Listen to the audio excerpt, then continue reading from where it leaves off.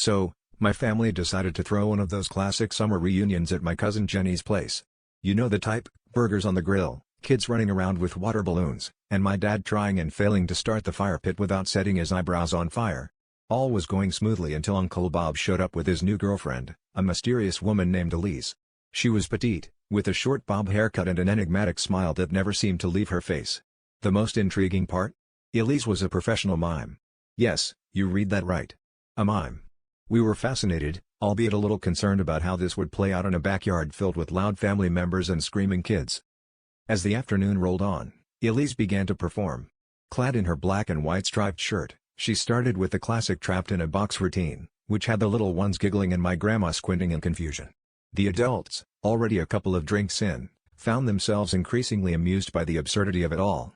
The real kicker came when she silently roped a few of my cousins into joining her act.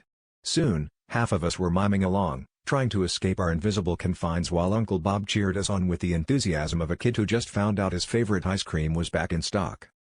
But things took a hilariously strange turn when Elise orchestrated a scene where we all ended up stuck in an invisible box together. There we were, relatives of all ages, miming exaggerated expressions of panic and frustration, trying to find the door out.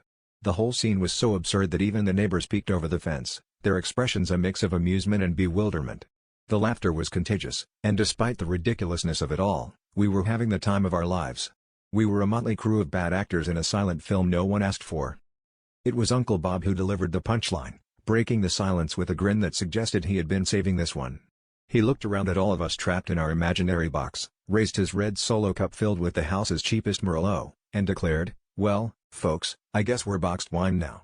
The groans and laughter that followed could probably be heard 3 blocks down, but at that moment, we really couldn't have cared less.